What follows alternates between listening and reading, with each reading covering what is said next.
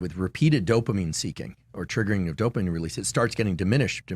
So pretty soon that behavior is not causing the release of testosterone. With no judgment whatsoever, it's not a moral thing. I'm just talking about what I do is I look at things through the lens of biology. We have to take a step back and now knowing what we know about testosterone and dopamine and all these things and ask, what is pornography doing to the brain? Well, first of all, it's triggering the release of dopamine and in the short term testosterone by the observation of sex, not actually engaging in human contact. Think about the young brain being significantly more plastic and willing to rewire than the adult brain. Absolutely, there's no question about it. It's hyperplastic. And of course it can rewire again, but you think about somebody who engages in a lot of porn watching, right? And that person is getting dopamine and testosterone increases by observing sex. So that's concerning. And obviously the people vary, but it should come as no surprise that a lot of these people have trouble with romantic interactions when they do happen, right? Because their brain isn't conditioned to respond to those. And these are private matters, so there aren't good data because there aren't laboratory experiments that you could do on this sort of thing.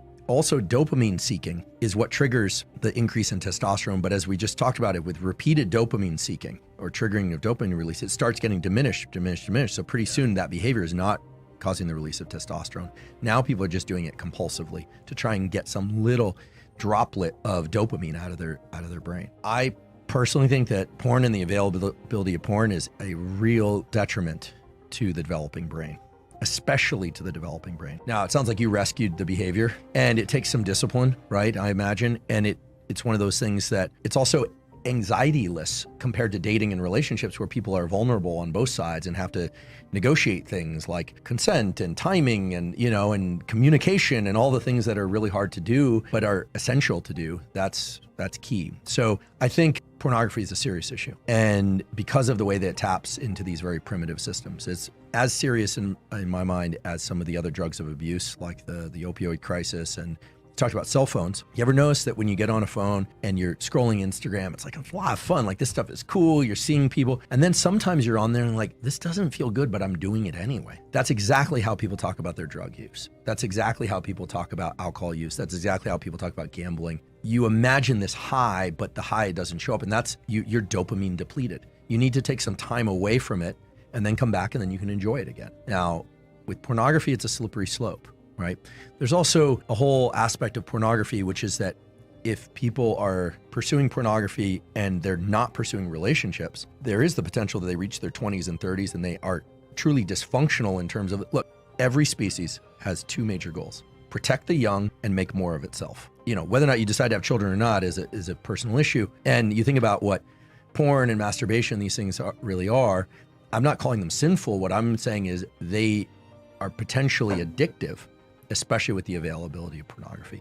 So beware, just everyone's different and people have to be careful about these circuitries. You really need to protect them. They're super valuable. And so I would say, in keeping with our theme of, what are the other things to do to support testosterone, I would avoid pornography, frankly.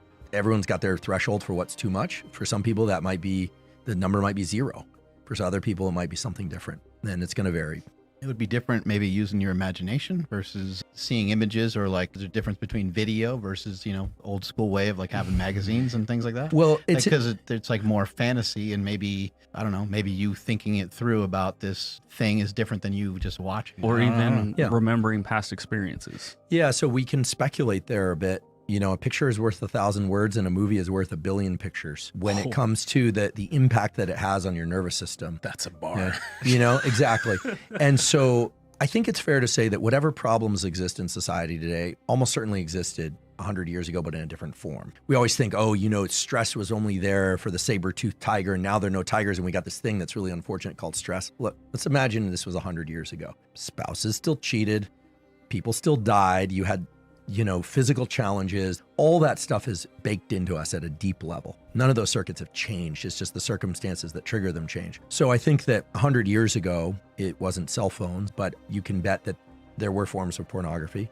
They were probably more cloistered away. They weren't, as out there. So I think that what's healthy in this domain has never really been defined. This is one of the challenges. We know what an eating disorder is, but what's healthy eating? Where do you draw the line? I think given this general theme that relationships are healthy, friendships are healthy, romantic relationships are healthy, and anything that inhibits the pursuit and functioning of healthy relationships is where you have to start saying, wait a second, is this behavior getting in the way?